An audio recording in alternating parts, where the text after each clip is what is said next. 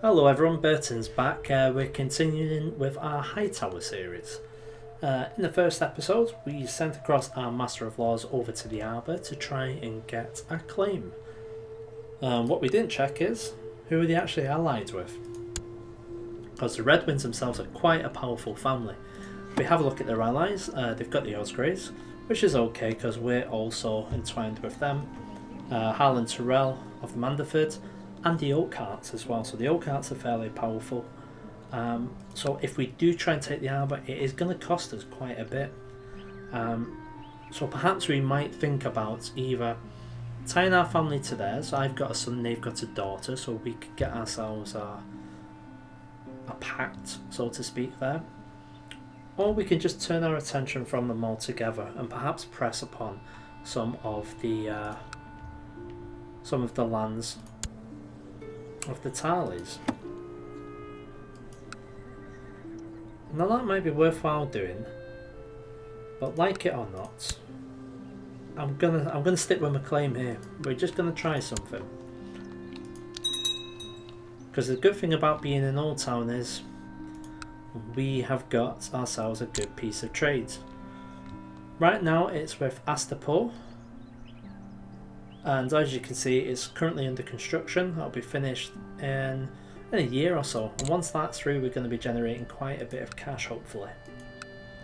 That's something that's obviously happened automatically. It's not something I put into motion there, so it looks like my lands are being taken care of. In the meantime, Aegon, in case you're wondering why he's not here battling in Westeros, he's over in Essos fighting the Dragon Lord. Which is a little bit odd, seeing as he doesn't have a dragon. In fact, he's part of the Tiger political party. So the guy who Aegon's fighting is full of names and all name, no substance. So we'll see what comes of that. We'll keep our eye on that. So here he is here. As you can see, he's still over in the Orange Sea right now, which I believe is somewhere we can't actually view. Oh well, we'll keep our eye on the reports anyway, and hopefully my Master of Whisperers, who's currently in Highgarden, if he gets any word of anything, we'll be the first to know. Now he also does want to have a daughter, which is quite good. I don't think we'll be able to tie our house to his. These dragons of Valyrian descent, they don't like marrying outside of their own. So that's something that we're not going to be having a look at so far. We're still trying to improve our learning. It's taken a bit of time. Hopefully we can get that done sooner rather than later, because by the time our son comes of age, we'll be educating him, and we want it to be as good as possible. Because if we're going to be passing on vigilance onto Quentin, he's going to have to be worthy of it. Otherwise, I'm going to keep hold of it. I'll be buried with it, I don't care. So it's a matter of time just waiting now. Now, with the Arbor itself, there are a couple of issues if we go to try and take it. Number one, it's an island, so there will be a negative, we'll be attacking from the sea. So any defenders on this island itself are going to get bonuses. That's something which we'll have to account for. Hopefully by the time we go ahead and get ourselves a claim, we can afford maybe an additional 1,500 mercenaries or so. And that'll hopefully bump up our ranks, which as you can see right now, will be a bit underwhelming if we went without any support there. Oh, so here we go, we've had a son. Excellent.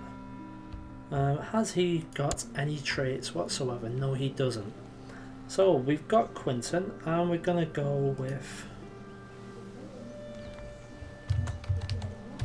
Gerald. So that's actually quite interesting. That might have changed a few things for us here. We've got an extra son. he's a second son as well. So it might be worthwhile to go ahead and attach ourselves. Raella Redwin, let's have a look at you.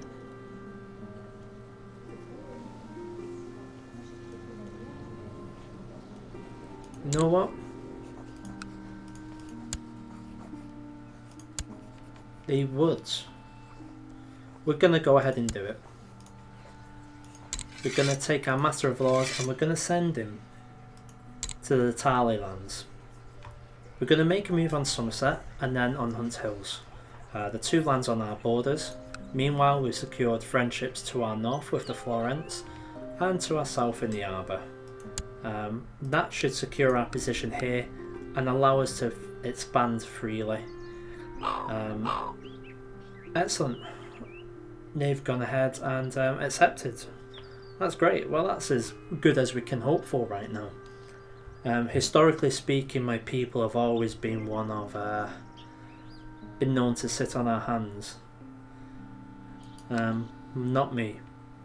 We'll push forwards. We'll expand our lands, and then hopefully we'll be able to do something that my forefathers haven't been able to do.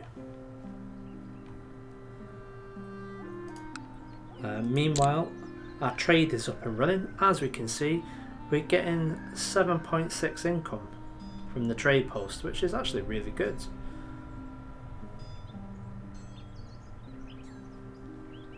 Any income does help, so that is I'm liking that a lot.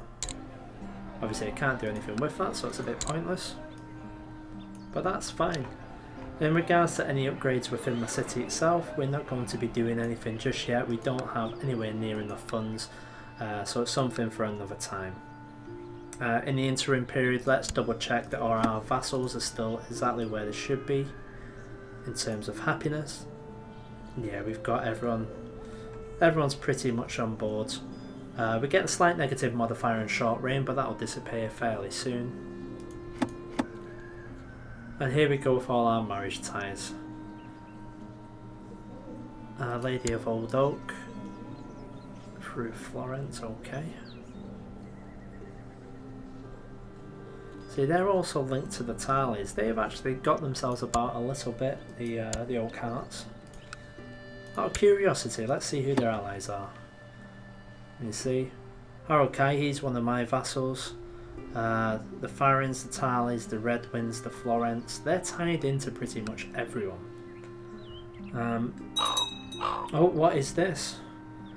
Lord Bamford, the realm is in a state of war, and as such, I, as your liege king, command you to provide men to support my armies. What is happening? It's the Reachman Civil War to lower Crown authority. Right, so who's in this? It's been led by the Arbour. West March are with it. North March. There's quite a lot of people here.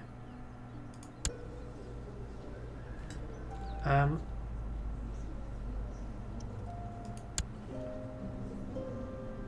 Myrn himself is actually leading troops. I'm a bit squashed with what to do here. I think I'm not going to concern myself for now.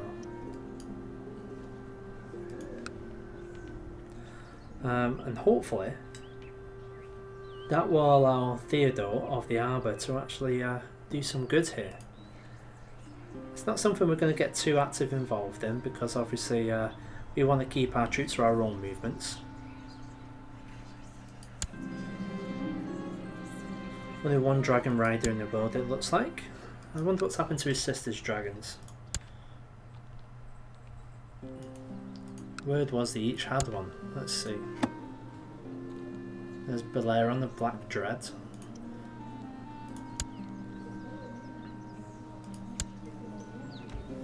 And there's Vagar.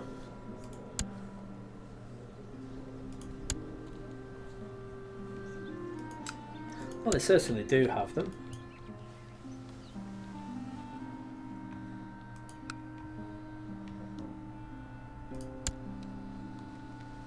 So there's quite a few people getting involved with this, so it's interesting to actually see. We'll use this to gauge the strength of Highgarden. You're able to pull together 8,000 or so. And that's without the red wings. So it's certainly interesting to see what they can do without them. Because if we ever make a move, hopefully the red wings will be on our side, so this will be the sort of numbers that we'll be fighting against.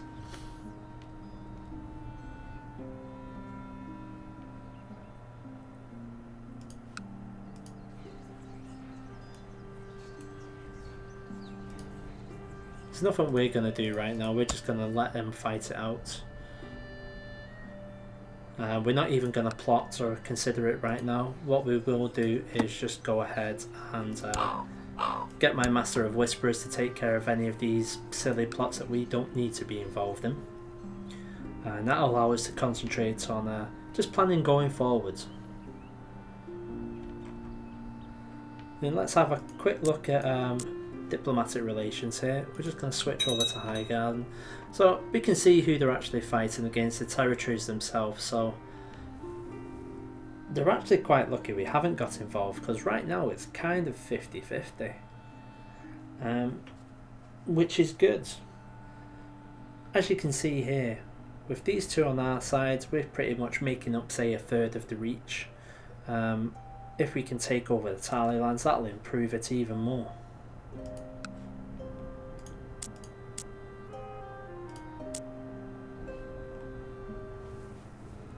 So with the reach itself, it's only going to be a matter of time, I would think, until Aegon turns his attention back over here. I don't think he'll come necessarily for the reach straight away, it might be someone else. So we've got an option. So you'll be presented with the option to either support your Liege King, or if allowed, join the Red Winds in the Civil War.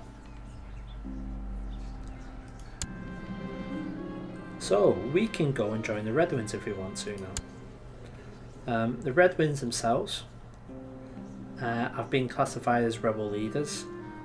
We're going to go ahead and we're going to join them.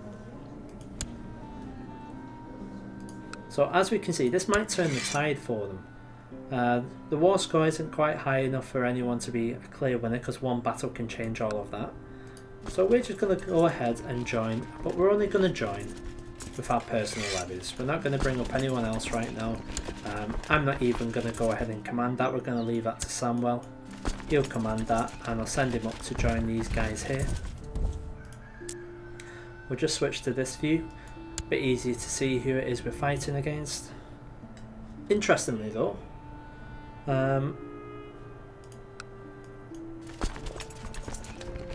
yeah, have the Florence switch sides?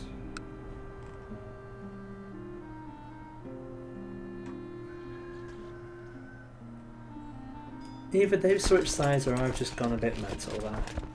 So it's almost over. We joined at the right time. It's not really cost us anything at all, and hopefully that'll improve ourselves, our standings here. So there we go. We joined the war. We've got plus 25.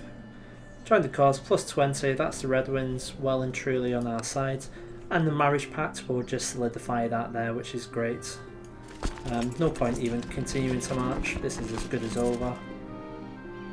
Philosophy is not quite as popular these days as it was in the Age of Heroes, but I found an old maester who is willing to share his knowledge with me. Under his tutelage, I studied the works of Munchen, Cave, Septon Bath and other philosophical giants. Oh, so I've improved my learning as well. That's good, that's exactly what I wanted to do. We may as well pull these guys straight back. At least that way it was a token gesture. They need to go ahead and stop. There we go. So Theodore of the Arbor has won that, which is good. Let's get everything back to as it should be. We'll get our men back over before we actually bring them down, otherwise we will lose half our troops, which obviously we don't want to do. We want to get people back where they belong, get them home with their families. So that's the first bit of little action there that we've seen. We've played the steady game, we've made the alliances that we wanted to make. and things are looking, you know, fairly well set. What are the Iron Islands doing down here?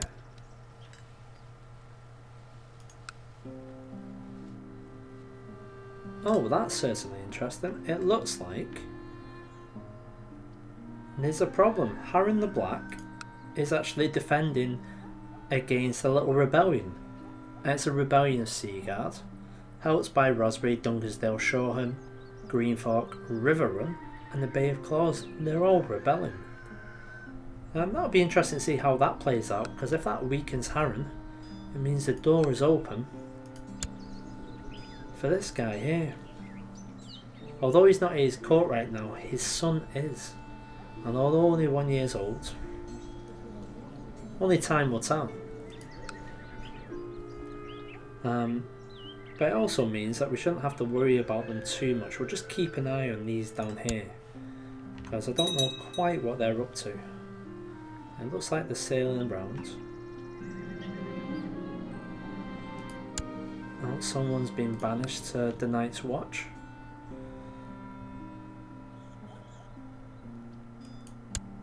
So there we go.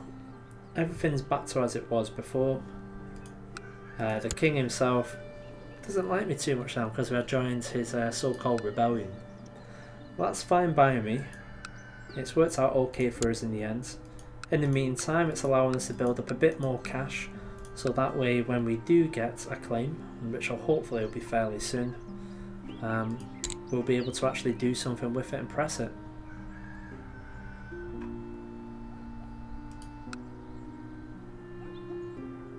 But I'm quite happy with how things have played out so far. A couple of alliances, one of which has been really cemented, and we've pretty much got the southern power base of the Reach, with the exception of the Tarleys. The Tarleys themselves aren't going to be too happy with us as soon as we start pressing claims against them, but we'll deal with that when it comes. So that's going to be the end of this episode. As usual, thank you very much for tuning in. Thanks for all your comments and support. Hope you enjoyed the series, and there'll be another one up very soon. Thank you.